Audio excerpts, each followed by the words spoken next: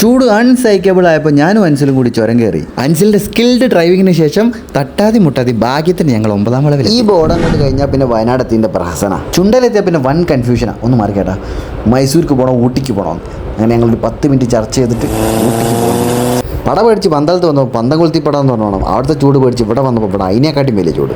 വ്യത്യസ്തമായ റോഡിലൂടെ ഊട്ടിക്ക് പോകാമെന്ന് പറഞ്ഞിട്ട് മാപ്പിട്ട് ആകെ തെറ്റിച്ച് ഇരിക്കുന്ന ഇരിപ്പാണിത്. ആകെ മൊത്തം ടോട്ടൽ വ്യത്യസ്തമായതുകൊണ്ട് 1980s കയറി ഒരു വ്യത്യസ്തമായ ഫുഡ് കഴിക്കാമെന്ന് വിചാരിച്ച് കയറി അരമണിക്കൂർ മെനു നോക്കിയിട്ട് ബിരിയാണി ഓർഡർ ചെയ്തു. അങ്ങനെ ബിരിയാണി വന്നു, പപ്പടം വന്നു, സൈഡ് വന്നു, പായസം വന്നു. എനിക്കിഷ്ടപ്പെട്ടു. ഒരു ചായയും കുടിച്ചു. ഇവനിത് ഇഷ്ടപ്പെട്ടോ എന്തോ. ഫുൾ സെലിബ്രിറ്റീസിൻ്റെ ഫോട്ടോ കണ്ടിട്ട് നമ്മളപ്പം എന്താ ആരും എടുക്കാത്തെന്ന് പറഞ്ഞ് നിൽക്കുന്ന നിൽപ്പാണിത്. പോകുന്ന വഴിക്കൊരു ക്രെയിനിൻ്റെ മുകളിൽ നിർത്താൻ ചാടാൻ നിൽക്കുന്നത്.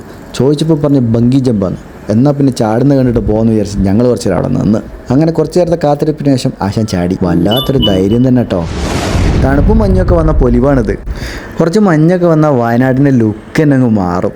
ഫുഡൊക്കെ കഴിച്ചപ്പോൾ ഞങ്ങളെ മിഷൻ ഊട്ടിയൊക്കെ ഞങ്ങൾ മാറ്റി വെച്ചിരുന്നു. 9ാം വളവിൽ പോയി കുറച്ച് കുരങ്ങന്മാരൊക്കെ കണ്ട് മഞ്ഞൊക്കെ കണ്ട് ഞങ്ങൾ വീട്ടിൽ പോയി. Okay, by.